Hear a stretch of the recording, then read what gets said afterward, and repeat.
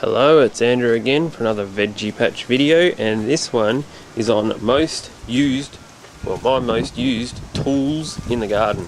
And don't say me, that wouldn't be very polite.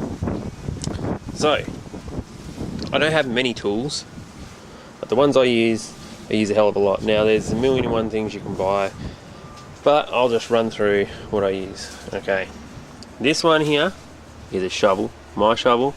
It's probably I've had it for about 15 years, and before that it was my dad's, and this has mixed many a cement, turned over many a load of soil. So get yourself a good shovel and you should never need to buy one again.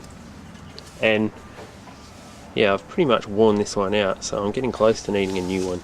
And what's the difference between a shovel and a spade? Shovel is dished, as you can see here, and a spade is flat. So there you go. Pitchfork, use this mainly just to aerate and really dig under. Don't use it that much, but I do use it from time to time. Nice big rake, not so much used in the beds, but more over in the orchard and the other area where the onions and garlic is. So yeah, where you need to get down low and rake out nice big areas, use that one. Same with this, the three-pronged hoe. Yeah, use that mainly in the orchard area and over the other side, save my poor back. So they're mainly all the long handled tools I use, and of course a broom, which Libby's using at the moment. Watering can, got about 4 of those, all dotted around out the front, out the back, all over the place. That's pretty obvious what it's used for, but also so I can mix up my liquid fertilizers quite easily and apply them. Bucket, you can never go wrong with a bucket, just for taking small amounts of soil and even just for picking up weeds and all that sort of thing, and you know, transporting all sorts. And even yeah, when you pick your vegetables, something to take it back up to the house with. You know, endless uses for buckets. Then I've got this large bucket. This is actually, I think they call it a fish lug. Yeah, I think they normally use it to transport fish in on ice. But yeah, it's great for mixing up blends of soil.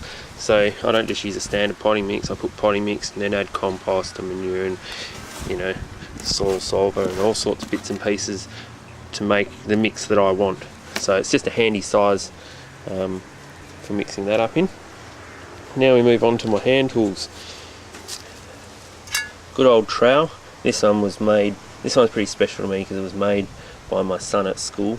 So handy of course for, you know, transplanting small seedlings or yeah, digging out holes to put your new plants in. Next one is a pair of scissors. I keep these on the pole over here. There's another pair there as well actually. Just handy for, you know, snipping off herbs or even just snipping off the tomatoes, that sort of thing. Or lettuce. Something where you don't really want to use secateurs, you know. Knife, same deal. It's just handy to have around for, you know, cutting off bits and pieces. And yeah, I use the knife quite a bit, or digging out the weeds between the pavers, for me anyway.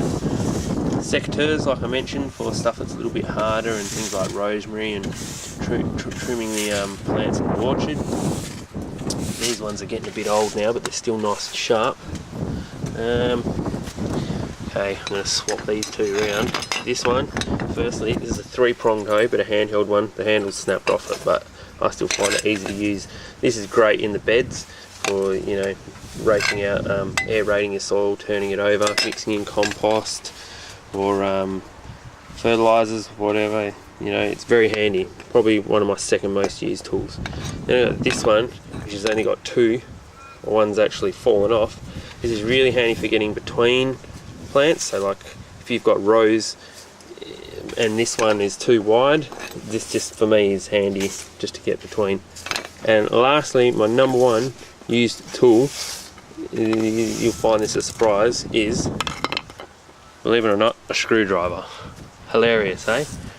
I use this for, well, when I do my seedling trays, putting the seeds in, I use it to measure, look, I can show you here, the distances between where I'm planting. Yeah, to get the seedlings out of the trays, I use it as well. I use it for heaps of things. Oh, and the other end, I use that for making the holes so I can plant the seedlings in. So yeah, surprise, surprise, number one tool, screwdriver. Now, there's plenty of other things, and you guys can tell me your strange tools that you've got around the house that you use for gardening, but that's just mine anyway. Okay, see you later guys, bye.